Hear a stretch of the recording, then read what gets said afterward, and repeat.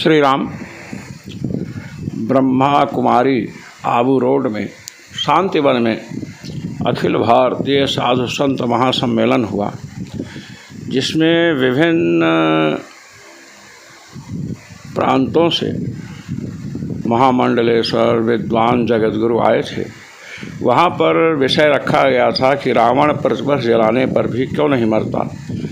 उस पर अंत में मैंने जो समाधान दिया उसे सुनने का कष्ट करें। रामचंद्र प्रश्न है, क्या कारण है जो हर वर्ष जलाने पर भी रावण मरता नहीं?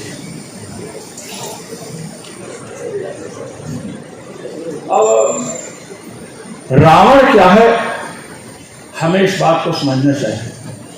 हम प्रश्न पर भी प्रश्न खड़ा कर सकते हैं। रावण तो मर चुका है और जो जलाते हैं वो पुतला जिसका हम जलाते हैं उससे वो व्यक्ति नहीं मरता है, ये प्रत्यक्ष है। श्रीमद् वाल्मीकि रामायण में रावण के विषय में जो निरूपण है, पहली बात तो अधिकतर लोग रावण को ब्राह्मण समझते हैं। हम कुछ बिंदु पर प्रकाश डालेंगे। रावण को ब्राह्मण समझते हैं, जैसे कि आपने कहा कि हनुमान जी ने रावण को सोते हुए देखा, उससे एक से मैं इस पर भी कुछ बात कहूंगा आपके साथ। तीसरी बात कि रावण बहुत बड़ा पंडित था। मैं आपके समक्ष ये प्रस्तुत करना चाहता हूं कि रावण से बड़े पंडित पक्षीराज गेहराज जटायु थे। रावण ने जानकी जी का हरण किया और भगवान श्री राम जब जटायु से मिलते हैं तो जटायु ने कहा कि आपकी पत्नी आपको मिलेगी। कहे क्यों, आप कोई ज्योतिषी हैं, भविष्यवाणी कर रहे हैं? कहे बिल्कुल कर रहे हैं।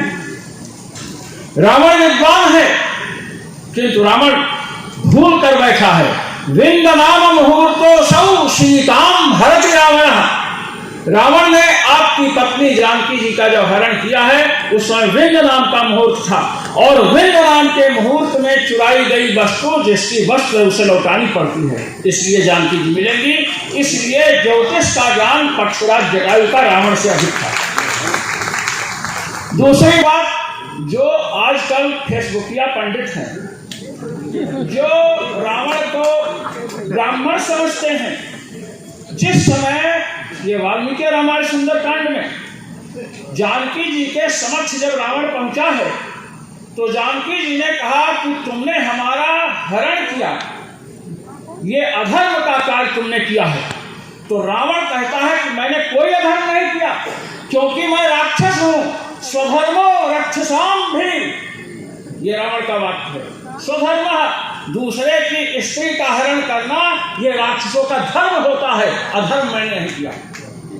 राक्षसों का, इससे स्वयं उद्घोष कर रहा है कि मैं राक्षस, लेकिन आजकल के लोग उसको ब्राह्मण मान बैठे हैं। तीसरी बात कि अभी मैं जितने लोग बोल रहे हैं, मैं सबकी बात को बड़े मनोयोग से सुन रहा था। एक चर्चा है कि रावण श्री राम का शत्रु था, उसे हम सब क्यों जलाते। मैं आपको बता दूं कि श्री राम का शत्रु था। श्री राम क्या है, जिस समय रावण मारीच के पास पहुंचा तो मारीच ने श्री राम का परिचय दिया है, जो मुख्य परिचय है, जो वेदांत पढ़ते हैं, ब्रह्म का स्वरूप लक्षण तटस्थ लक्षण। यहां पर स्वरूप लक्षण उसने बताया है कि श्री राम का स्वरूप क्या है। रामो विग्रहवान धर्म, श्री राम धर्म के मूर्तिमान विग्रह है। अर्थात यदि धर्म को किसी मूर्तिमान रूप में देखना है तो श्री राम का दर्शन करो। श्री राम का शत्रु था, अर्थात धर्म का शत्रु था। एक राक्षस श्री राम को धर्म बतला रहा है, इसलिए वो केवल राम का शत्रु नहीं था, अपितु राम क्या है, श्री राम धर्म के मूर्तिमान विग्रह हैं, धर्म का शत्रु था। रावण ने जानकी जी को इतना प्रताड़ित किया है। श्रीमद् वाल्मीकि रामायण पढ़िए आप लोग। महाराज राक्षसियों को लगा दिया, त्रिशूल घुमा घुमा करके गाती हैं। कोई कहते हैं कि इसका रक्त पी जाऊं, इसका गला मरोड़ दूं। ये श्रीमद् वाल्मीकि रामायण के सुंदर कांड में है। रावण जैसा हरामी कोई था ही नहीं, मैं आपको बता रहा हूं, बहुत दुख था। और मैं आपको बताऊं कि रावण विद्वान था, इसमें कोई मन्ने शास्त्र विपश्चितम श्रम एव हि केवलम। श्री विभीषण जी कहते हैं कि आपने शास्त्र में परिश्रम किया, किंतु हनुमान जी जो दूत हैं इनको आप मृत्युदंड देना चाहते हैं, इसमें आप भूल कर रहे हैं। अब आप आइए कि रावण जो हम लोगों के अंदर है, अभी आपने स्वामी जी ने पहलगांव की चर्चा की। पहलगांव में आतंकवादियों ने महाराज धर्म पुष्ट करके मारा पुरुषों को, सिंदूर डाला।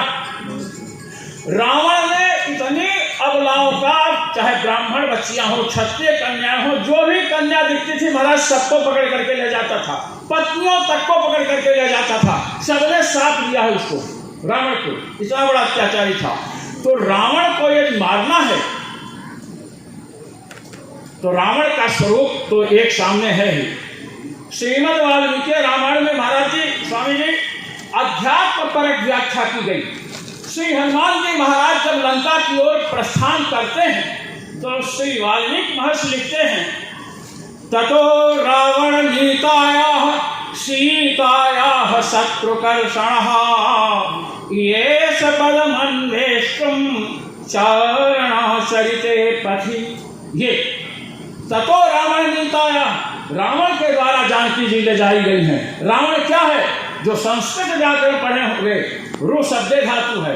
रावयति असत प्रलापान कारयत इति रावण, जो असत प्रलाप कराए, मिथ्या भाषण कराए, महाराज रावण मोह का प्रतीक है। इसलिए पूज्यपाद गोस्वामी जी ने विनय पत्रिका में मोह दश मोह तद्भ्रात अहंकार ये कहा। तो रावण अज्ञान का प्रतीक है और अज्ञान का नाश ज्ञान से होता है। महाराज आप कमरे में हैं, आप बाहर से देखें कि रस्सी पड़ी हुई है, रस्सी, अंधेरे में रस्सी सर्प दिखाई पड़ती है, रज्जू में सर्प का भ्रम होता है। बैठ करके ओम प्रणव का जप करो, चाहे गंगा स्नान करो, उस भ्रम की निवृत्ति नहीं होगी। उस भ्रम की निवृत्ति होगी जब कोई महापुरुष कहेगा नायम सर्पः अपितु रज्जुः, ये सांप नहीं है, रस्सी है, तुरंत भ्रम की निवृत्ति होगी। विवेक चूड़ामणि में आचार्य शंकर ने इस पर प्रकाश डाला। तो मैं ये कहना चाहता हूँ, रावण अज्ञान है और अज्ञान का नाश ज्ञान से होता है। रावण अधर्म है, अधर्म का नाश धर्म से होता है। ये जहाँ पर हम लोग विराजमान है, ये चल रहा है, ये शांति बंध है। शांति से ही रावण मरता है, शांति से।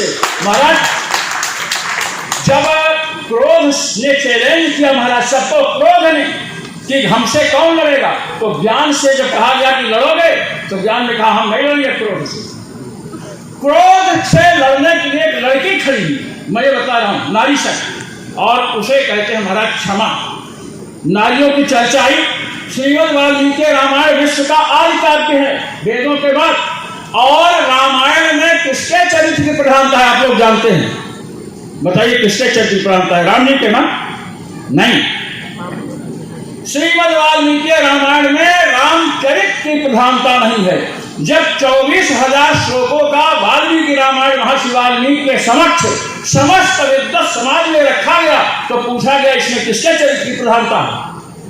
तो कहते हैं, उद्घोष करते हैं, कृष्णं रामायणं चरितत् सीतायाश्चरितं महत्। ये संपूर्ण वाल्मीकि रामायण जो है, इसमें जानकी जी के चरित्र की प्रधानता है। तो महाराज कितना हमारे यहाँ महिलाओं का आदर था, इसीलिए इसको सुनने पर भी भगवान श्री राम को धीरोदात्त नायक कहा गया।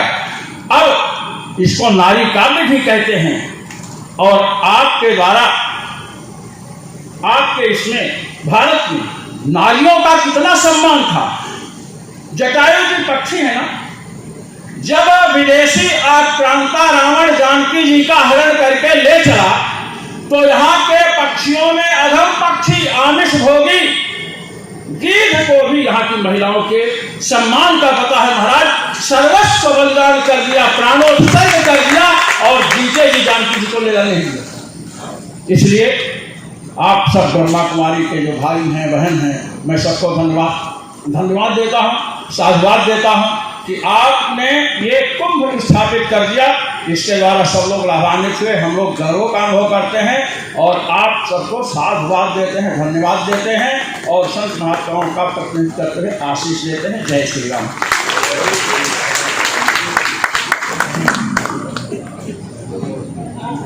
बहुत बहुत धन्यवाद श्री महंत आचार्य डॉक्टर सियाराम दास जी नायक का।